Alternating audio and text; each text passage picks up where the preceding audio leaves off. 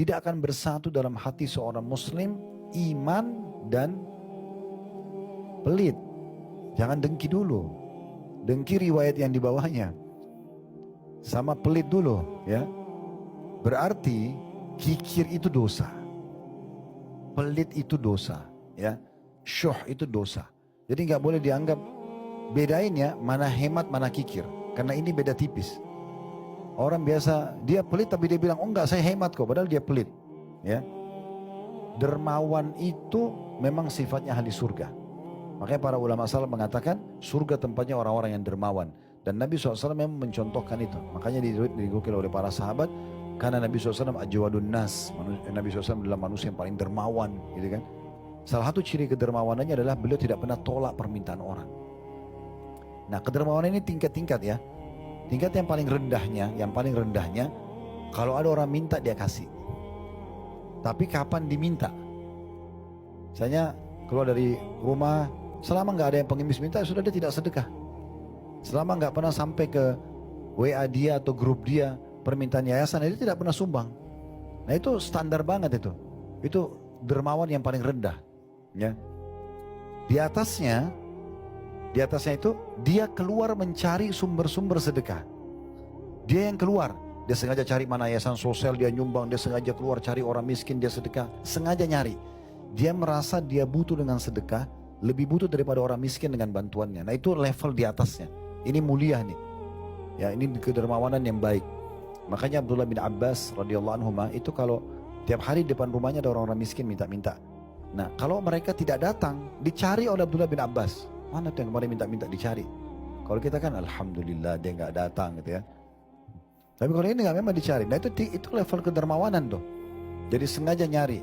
Makanya Asy-Syu'bi dan beberapa ulama-ulama salaf mengatakan kita ini dalam memahami bab sedekah harus menanamkan dalam diri kita prinsipnya ya. Ini persepsi yang perlu kita tanamkan.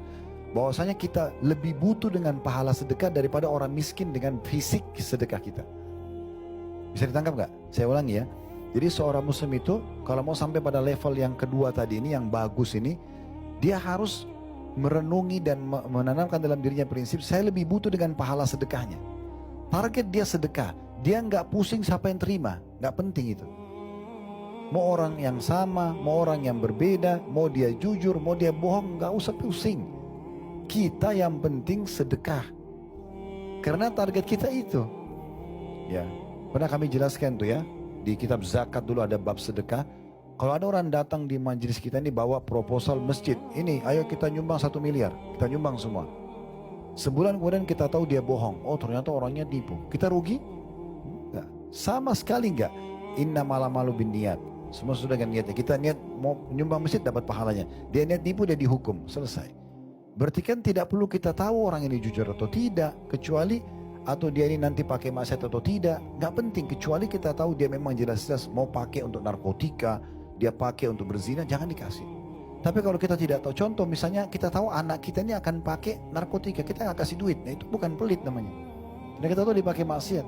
Tapi kalau orang miskin di pinggir jalan, setan bisikin, itu kayaknya anak pinjaman, kayaknya dia pura-pura, itu setan. Masa kita mau ikuti setan? Kita ini manusia atau setan nih? Gitu. Nah, setan selalu bisikin begitu. Dia perintahkan kita untuk pelit, ya.